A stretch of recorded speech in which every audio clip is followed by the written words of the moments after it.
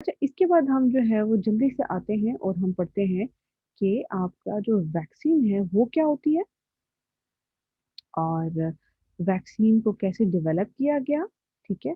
किसने किया, ठीक है? ये हम पढ़ेंगे। तो just jump to the next topic. Now we will move on to the next topic that is vaccine. ठीक है? अच्छा, वैक्सीन क्या होती है? अच्छा, अब एक चीज तो होती है ना, एंटीबायोटिक, ठीक है? एक चीज होती है वैक्सीन, ठीक है? वैक्सीन और एंटीबायोटिक में फर्क क्या है? वैक्सीन जो है वो आपकी एंटीबायोटिक जो है वो तब दी जाती है किसी भी पेशेंट को जब उसमें डिजीज अपीयर हो जाती है। लेकिन जो वैक्सीन होती है it is provided to a person, healthy person, before the onset of disease, ठीक है? Introduced in the body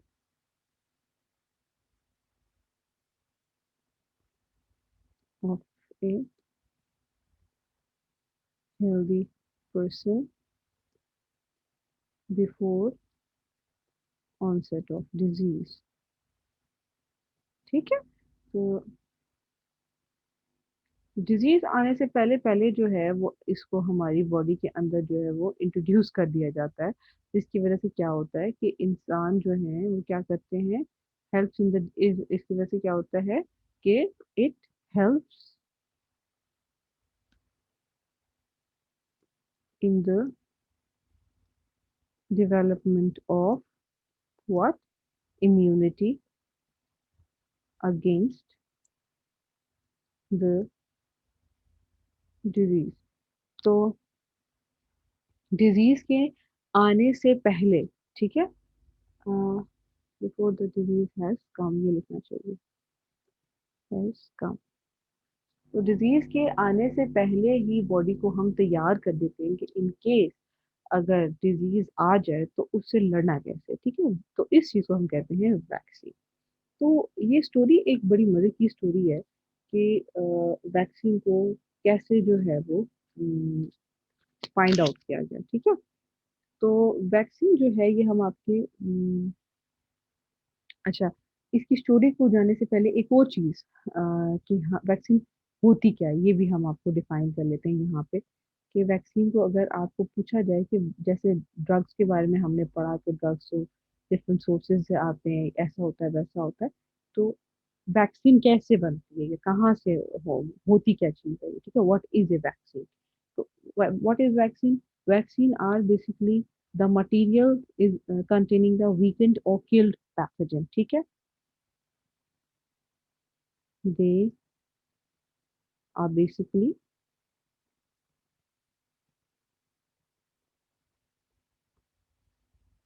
weakened or killed pathogens, ठीक है? वीकेंड और किल्ड पैथोजेंस हैं जो कि वैक्सीन कॉज कर, मतलब वैक्सीन बनाने में हेल्प आउट करते हैं, ठीक है? अच्छा, ये तो इसकी प्रोडक्शन के हवाले से हमने बात कर दी, ठीक है? और ये हमने बात कर दी कि it helps in the development of immunity, ठीक है? It helps in the development of immunity, ठीक है? इसका फंक्शन ये है, ठीक है? और इसका जो प्रोडक्शन के हवाले से बात है वो ये है, ठीक? अच्छा, ओके। अब हम बात करते हैं कि ये स्टोरी क्या थी। स्टोरी ये थी, आपकी बुक की तरफ आ जाते हैं हम, सही है? और बुक को फॉलो करते हैं हम थोड़ा सा, क्योंकि बुक में जो है वो पूरी स्टोरी दी हुई है। बुक में आपके ये बताया गया है कि 1796 में एक ब्रिटिश फिजिशियन था, उसका नाम था एडवर्ड जेनर, ठीक है? क्या नाम था उसका? एडवर्ड जेनर नाम था, ठीक है? अच्छा, उसने किया क्या? उसने ये किया कि उसने एक यंग बॉय को इन्फेक्ट करा दिया विद काउ पॉक्स, ठीक है? काउ पॉक्स एक खास किस्म के पॉक्स है जो कि उस काउ पॉक्स के अंदर से पस लेके उस छोटे बच्चे को, यंग बॉय को इंजेक्ट करा दिया। और उसके बाद क्या क्या क्या हुआ, वो जो बॉय था उसमें क्या हुआ कि उसको काउ पॉक्स का जो इन्फेक्शन है वो नहीं हुआ। ठीक है। अब उसने क्या किया कि अ, इस इस एक्सपेरिमेंट को जब उसने कंडक्ट किया तो उसने ये थोड़ा सा सोचा कि अगर काउ पॉक्स के इंजेक्ट करने से, एक यंग बॉय को इंजेक्ट करने से उसमें काउ पॉक्स नहीं हो रही, जो छोटा सा यंग बॉय है, इसी तरह से उसने का सोचा कि हो सकता है मैं किसी दूसरी डिजीज के साथ ट्राई करता हूँ। उसने क्या किया, स्मॉल पॉक्स पेशेंट जो है उसके अंदर क्या किया, injected the first cells from smallpox patient to him. अब उसने क्या किया कि अब एक स्मॉल पॉक्स पेशेंट लिया उसने, और उसके जो स्मॉल पॉक्स थे उनमें से थोड़ी सी पस ली, और इसी बॉय को जो है, जिसको पहले कॉ पॉक्स से इन्फेक्ट करा चुका था, उसको दोबारा इसने अब स्मॉल पॉक्स की पस से इंजेक्ट कराया। ठीक है। अब जब उसने ये पस सेल इंजेक्ट किए तो बॉय में कोई भी स्मॉल पॉक्स का जो सिम्टम है वो डेवलप नहीं हुआ, स्मॉल पॉक्स डेवलप ही नहीं हुए। सो अब उसकी अंडरस्टैंडिंग ये थी कि जब अगर हम कॉपॉक्स का इंटेंशनल इंजेक्शन करेंगे किसी भी इंडिविजुअल में, तो काउपॉक्स के इंटेंशनल इंजेक्शन की वजह से हम स्मॉल पॉक्स को अवॉइड कर सकते हैं। ठीक है। तो इस स्ट्रैटेजी को कहा गया लेटर ऑन, क्या कहा गया, वैक्सीनेशन। ठीक है। वैक्सीनेशन क्या दिया गया इस स्ट्रैटेजी को, जबकि all the substances that are used to make a vaccination are called vaccine. ठीक है। वो जो सब्सटेंस है, जैसे पोलियो वैक्सीन होती है, जैसा कि आजकल हमें कौन सी वैक्सीन चाहिए, आजकल जो हमें वैक्सीन चाहिए वो है कोरोना वायरस वैक्सीन। तो ये प्रोसेस जो है जिसमें हम लोगों को इम्यूनाइज करते हैं before the onset of disease, इसको वैक्सीनेशन कहते हैं। By injecting vaccine into their body, इसको वैक्सीनेशन कहते हैं। और इस सब्सटेंस को वैक्सीन कहते हैं। अब हम एक बात मजेदार सी पढ़ेंगे कि मोड ऑफ एक्शन क्या है इसका। ठीक है। अब हम mode of action of vaccine के ऊपर आ जाते हैं कि वैक्सीन का मोड ऑफ एक्शन क्या है।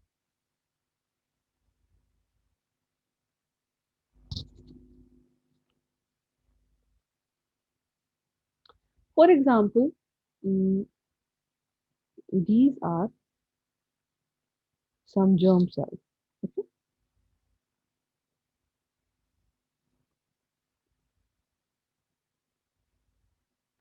ठीक है, ये बैक्टीरिया है कोई। ठीक। सो ये बैक्टीरिया है, और it has entered into your body. Okay.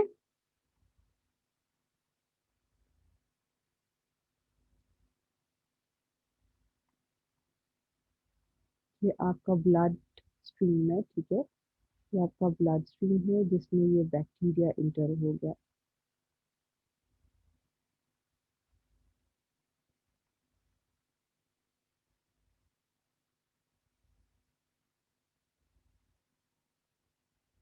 ठीक। जब ये रेड कलर का बैक्टीरिया जो है वो आपकी ब्लड में आ जाएगा। ठीक है। ये आपके अंदर डिजीज कॉज करेगा। ठीक है। सही है। ये बैक्टीरिया जो है वो क्या करेगा, आपके अंदर डिजीज कॉज करेगा, लेकिन हम क्या करेंगे, इस बैक्टीरिया को किल्ड फॉर्म में ले लेंगे। ठीक है। इस बैक्टीरिया को हम क्या करेंगे, किल कर लेंगे, किल फॉर्म कर लेंगे इसकी। और अब इसकी किल्ड फॉर्म जो है वो हम इंजेक्ट कर देंगे ब्लड में। ठीक। अच्छा। जब हम इसकी किल फॉर्म को आपके ब्लड में इंटर कर देंगे, तो उसकी वजह से क्या होगा, उसकी वजह से एंटीबॉडीज प्रोड्यूस होंगी। ठीक है। क्या प्रोड्यूस होना शुरू हो जाएंगी, एंटीबॉडीज। जब हम इसको अंदर लेके आएंगे तो जो आपका होस्ट की बॉडी सेल्स हैं वो क्या बनाना शुरू कर देंगे, एंटीबॉडीज। ठीक है। वाई शेप एंटीबॉडीज बनना शुरू हो जाएंगी। ठीक है। सही है। जो आपका किल्ड सेल है हम उसको ऐसे ड्रॉ कर लेते हैं।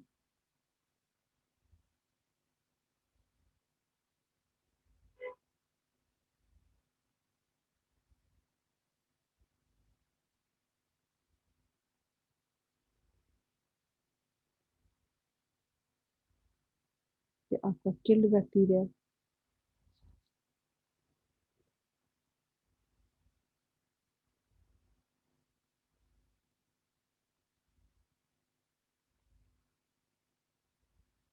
ठीक है। जब आपका किल्ड बैक्टीरिया है, इसको जब अंदर आया, ये बैक्टीरिया जब अंदर आएगा तो ये क्या करेगा, ये जो आपका किल्ड फॉर्म में जब बैक्टीरिया अंदर आएगा तो ये एंटीबॉडीज बनाएगा, ठीक है।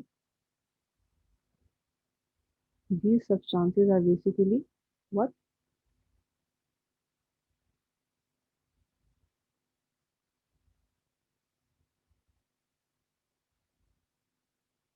These are called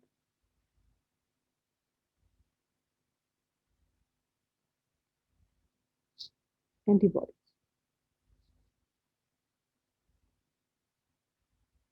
ठीक। अच्छा, अब एंटीबॉडीज बनती क्यों है? ये एंटीबॉडीज इसलिए बनती है क्योंकि जो आपका बैक्टीरिया होता है ना, इसके ऊपर जो है वो कुछ खास किस्म के स्ट्रक्चर्स होते हैं, ठीक है। फॉर एग्जांपल कुछ खास किस्म के प्रोटीन्स होते हैं, ठीक है। ये डिफरेंट कलर्स से मैं शो करूंगी। मुख्तलिफ मुख्तलिफ किस्म के प्रोटीन्स होते हैं इसके सरफेस के ऊपर। तो ये जो डिफरेंट तरह के प्रोटीन्स होते हैं, ये प्रोटीन कहलाते हैं एंटीजेंस, ठीक है। ये प्रोटीन जो कि एक खास बैक्टीरिया को रिकग्नाइज करने में हेल्प आउट करते हैं, इनको कहा जाता है एंटीजेंस, ठीक है। सही है। ये ये ये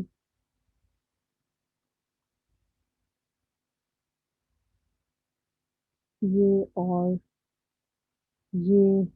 और ये सारे जो प्रोटीन्स हैं, इनको क्या कहते हैं हम? एंटीजेंस।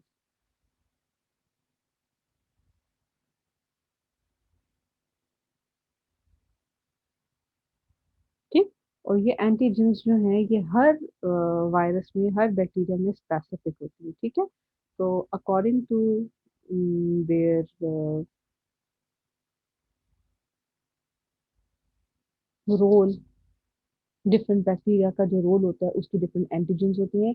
जब हम लोग इसको किल्ड फॉर्म में सेल के अंदर डालते हैं, ह्यूमन बॉडी में इंट्रोड्यूस करते हैं, तो ये क्या होते हैं कि ये जो ह्यूमन बॉडी के वाइट ब्लड सेल्स होते हैं, वैसे तो ये कि अगर अलाइव फॉर्म हो तब भी और किल्ड फॉर्म हो तब भी, तो ह्यूमन बॉडी में जो वाइट ब्लड सेल्स होते हैं वो बनाते हैं आपके ये एंटीबॉडीज बनाते हैं, ठीक है। और आपके जो व्हाइट ब्लड सेल्स होते हैं वो कौन कौन से व्हाइट ब्लड सेल्स होते हैं जो कि एंटीबॉडीज बनाते हैं? एंटीबॉडीज बेसिकली कौन बना रहा होता है? एंटीबॉडीज बेसिकली आपके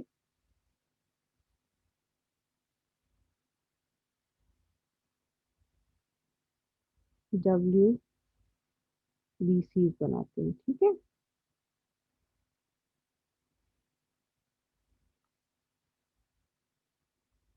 और डब्ल्यू बी सी में भी आपके जो सेल, खास सेल्स हैं जो कि एंटीबॉडीज बनाते हैं, उनका नाम है लिम्फोसाइट्स,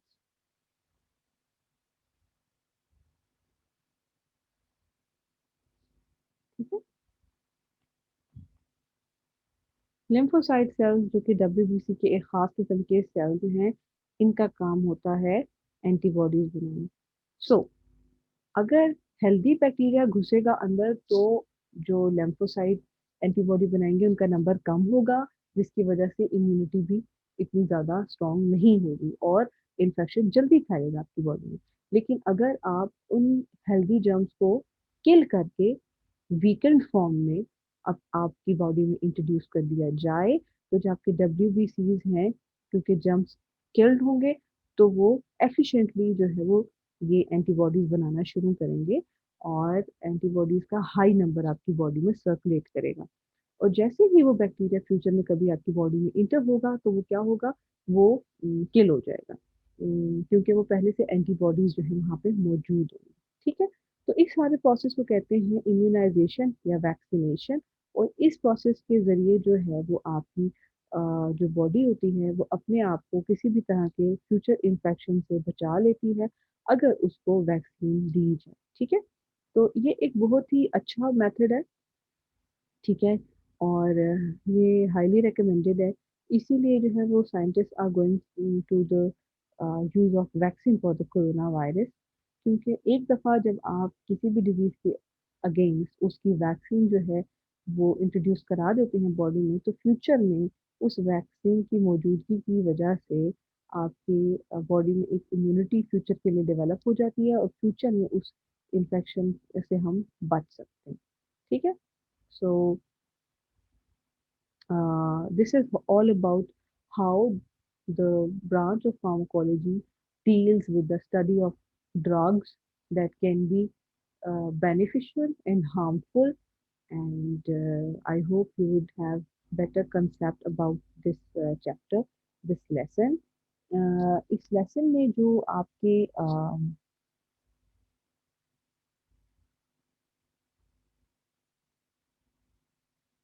शॉर्ट आंसर क्वेश्चन है वो ये मेंशन्ड हैं। आप ये शॉर्ट आंसर क्वेश्चन जो हैं वो फॉलो अप कर सकते हैं at your home, and we can discuss anything that you couldn't understand since all these lectures वो आई वाज टेकिंग। सो आप मुझसे क्लास में उसको पूछ सकते हो। We will be discussing these all topics in more detail. Any queries we will be discussing in the online classes or the live classes. So thank you for listening. Have a great time. Allah.